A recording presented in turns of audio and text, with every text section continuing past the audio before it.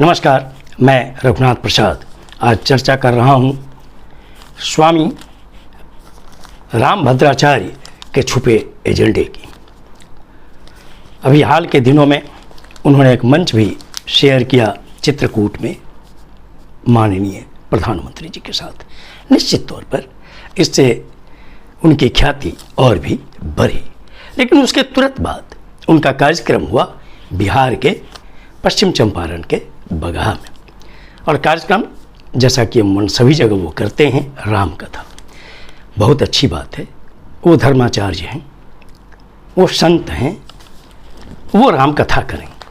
लेकिन राम कथा के बहाने वो अगर किसी पार्टी का एजेंडा को अपने मुख से अगर प्रसारित करते हैं तो निश्चित तौर पर उस धार्मिक संत के प्रति ये भावना जरूर पैदा होगी कि ये धार्मिक कार्य के साथ साथ राजनीतिक एजेंडे की बात क्यों कर रहे हैं।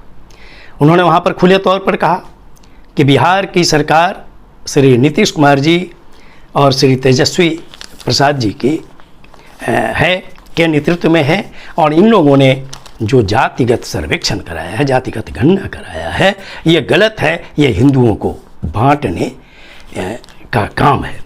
और उन्होंने यह भी आगे कहा कि इससे वोट नहीं मिलने वाला है, वोट राम और कृष्ण के नाम पर ही मिलेगा। स्पष्ट है कि ये राम कथा के बहाने राजनीतिक एजेंडा की बात कर रहे हैं।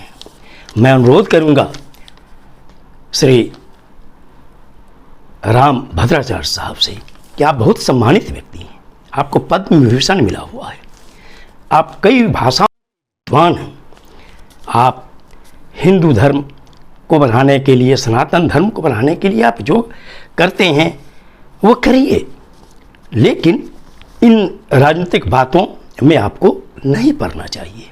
देश का क्या जो सामाजिक न्याय वर्ग है, अनुसूचित जाति, अनुसूचित जनजाति, अन्य पिछड़ा वर्ग, ये काफ़ी जग चुका है स्वामी जी। वो अपना बुरा भला सब समझता है।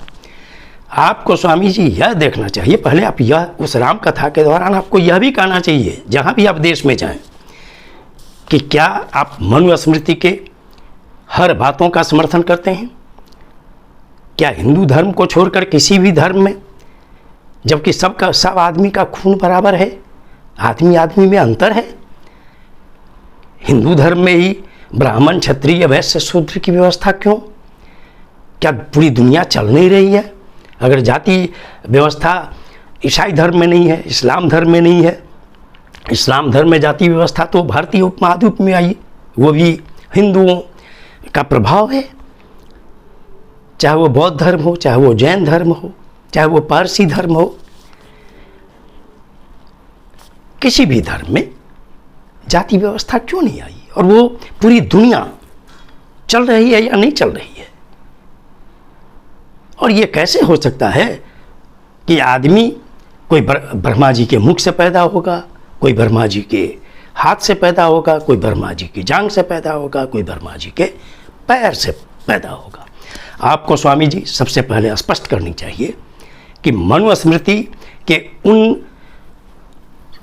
स्थानों का, उन कथनों का आप विरोध करते हैं या नहीं जो आदमी आदमी में भेदभाव बढ़ाता है, जातिवाद बढ़ाता है। आपको रामचरितमानस के उन दोहों का भी विरोध करना चाहिए जो आदमी आदमी में भेद पैदा करता है, जो महिलाओं को नीचा दिखलाने की बात करता है। उतने अंशों का तो कम से कम आप विरोध करिए। और इसके अतिरिक्त हमारे हिंदू धर्म के जितने भी धर्म ग्रंथ हैं उनमें उन सभी बातों का आप उल्लेख करिए जो जातिवाद को बढ़ाने वाले हैं। अन्यथा यह माना जाएगा कि इस तरह से आप जनता को नहीं भरमा सकते हैं। और देश की जो बहुसंख्यक आबादी है 85%, जो बिहार के कास्ट सर्वे से पता चल चुका है, तो वो आप हों चाहे अन्य संत हों, चाहे कितना भी कहेंगे, अब तो जातिगत जनगणना आज हो या कल हो पूरे देश में होकर ही रहेगा और सब लोग सच्चाई जानना चाहेंगे। और अगर हमारे बड़े बड़े संत अगर इस बात का विरोध करते हैं तो उनको साथ साथ यह भी बतलाना चाहिए, जब आप राजनीतिक एजेंडे की बात करते हैं तो आप बतलाइए कि सामाजिक न्याय के लोग हायर जुडिशियरी में क्यों नहीं हैं। वाइस चांसलर्स में उनकी संख्या नाम मात्र की क्यों है? बड़े बड़े प्रशासनिक पदों पर उनकी संख्या नाम मात्र की क्यों है? देश के जो बड़े बड़े संस्थान हैं उनमें इनका प्रतिनिधित्व नाम मात्र का क्यों है? इसीलिए मैं अनुरोध करता हूं पुनः कि आप धार्मिक प्रवचन दें, सनातन धर्म के पक्ष में जो भी आपको बोलना है बोलें, लेकिन राजनीतिक एजेंडे के तौर पर बिहार के कास्ट सर्वे का विरोध करके आप यह दिखा हो जा रहे हैं कि आप किसी पार्टी के एजेंडे पर काम कर रहे हैं। ये वीडियो आपको अच्छा लगा हो तो निश्चित तौर पर लाइक करें, शेयर करें। अब तक मेरे चैनल को आपने सब्सक्राइब नहीं किया तो सब्सक्राइब करें, बेल आइकन को टच करें ताकि मेरे हर आने वाले वीडियो का नोटिफिकेशन आपको तुरंत मिल जाए। आप सभी लोगों के लिए शुभकामनाएं। धन्यवाद। जय।